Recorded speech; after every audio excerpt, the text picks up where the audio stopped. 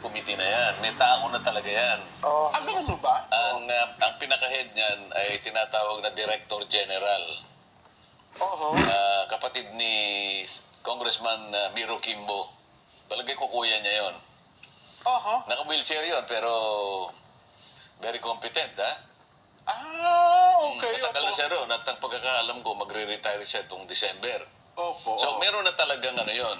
Meron talagang... May tao yun. Opo. May tao yun. At sa aking palagay, sa tagal ng pagkakatatag ng Blue Ribbon Committee, ay talagang may kasanayan na. Yung competence nila, kung ang pag-uusapan ay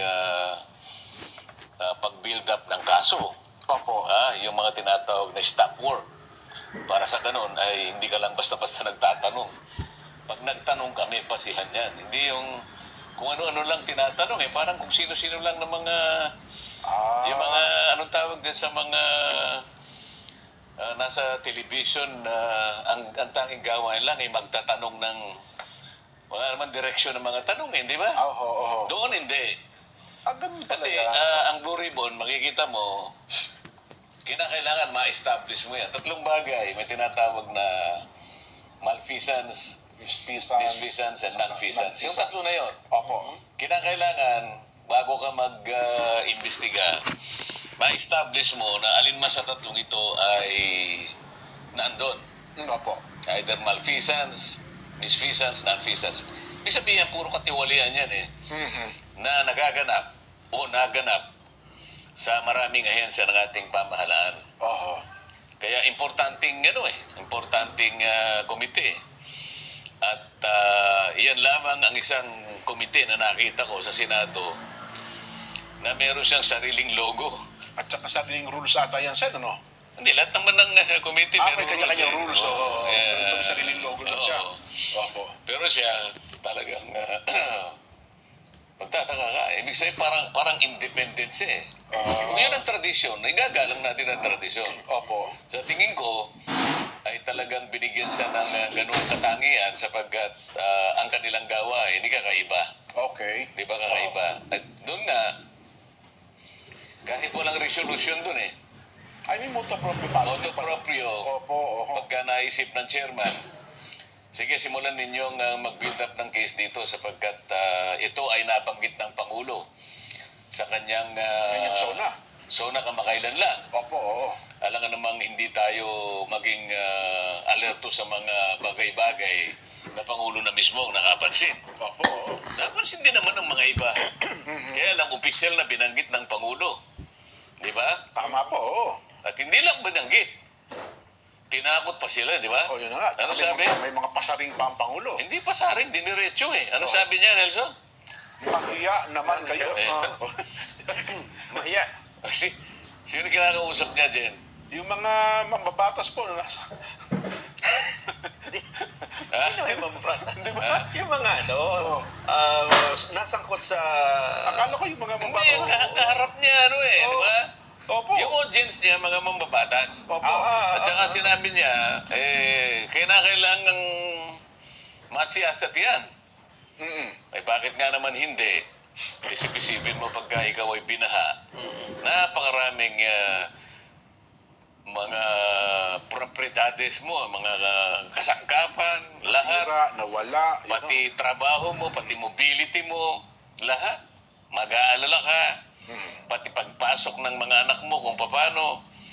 Bukod pa dun sa talagang malalagay sa bingit ng alanganin o maaaring sa disgrasya pa ang buhay ng pamilya mo. Ito sa huli, Sen, 30 mahigit na namatay, Sen. At mahigit Kaya nga, kulang-kulang sa upang hindi nawawala. hindi nag-i-improve, kundi lalong lumulubha yung Nagiging worse. epekto. Palagay ko yung sinabi niyang mahiya naman kayo, is an understatement. Ibig sabihin, dahil siguro nanggaling lang sa Pangulo, hindi lang siya makapagbigay ng mas matinding salita pa ron Kasi siyempre baka sabihin ng iba, dapat hindi siya gumamit ng ganun, hindi na presidential yun Ganun ho ba? Di ba? Nako. Kasi kung meron pang mas mabigat na salita doon, dapat yung sinabi mo, di ba? Yun na nga. Oo.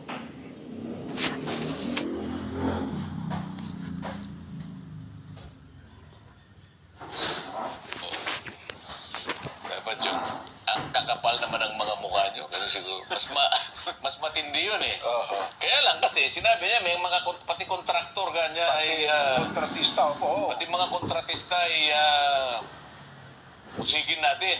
Oho. O ilang kaya yung kontratista na nandun sa harap ng kapulungan na yun, Jen? Kasi Sa palagay mo lang. Kasi mga ibang kongresista ko, kontratista din eh. Ha? Di ba yung investigahan nyo sa akin, pati equipment, eh, nakalagay yung pangalan ng congressman? Ay, nagmamaang-maangan pa. Di ba ba? Isa yun, isa yun. Oo. Eh di ba, ay malamang napakarami din mga kontratista Pero na yun, sa kahit harap na gano'n, sisiw lang yun eh. ganun mo ba? Oo, marami. Kaya ngayon, kung talagang yan, ibibigyan natin ng kaseryosohan na hakbang, ay kinakailangan nating pasimulan siguro sa mga dokumento dyan. Pero kung ang pag-uusapan sa inyo, yung Blue Ribbon lang muna, no? Lahat pa ng 24 kayo, miyembro din ng Blue Ribbon Committee, Sten? Bukod pa doon sa mga sariling staff talaga ng Blue Ribbon. Hindi, tinignan ko 17 lang ang miyembro. Meron palang hindi miyembro. Ayun. Tapos meron pupunta sa'yo, Sen, pwede bang maging vice chair ako ng ganito, ng committee mo? Opo. Siyempre, sasabihin mo, sige, isipin ko.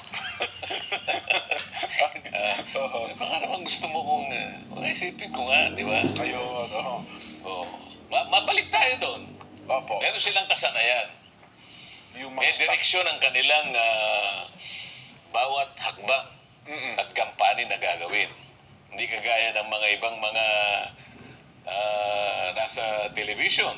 Opo. Ha? Napakadali kasi ng trabaho nila eh. Ang trabaho lang nila magtanong eh.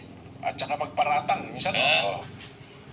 Pero kahit kailan itong mga ito, hindi pa sila nalagay sa kalagayan na sila naman ang tinatanong. Nako. Di ba? Parang nahihinuha ako na. Kasi tinangka ko na ipatawag na nandun sa ABS-CBN hearing nung kanyang renewal. Opo. Ayaw pumunta. Magaling lang sila, mag-imbita na sila pag tatatanungin ka sa programa nila. Pero pag silang inimbita mo, Yung mga anchor ba tinutukoy nyo, Sen? Mga anchor din nila? anchor ba yung tawag doon? Anchor po ang tawag doon. Broadcaster, announcer. O yan, yung mga yan. Oo. Nang kanilang napag-aralan lang at nagkaroon ng kasanayan, ay yung magtatanong ka lang. Pero alam mo, pati pagtatanong alam mo may pagka-personal eh. Kasi kung ikaw anchor ka dyan, kailangan Opo. mabigyan natin ng konting emphasis ito. Pag anchor ka at ang tinatalakay mo yung sinasabi natin,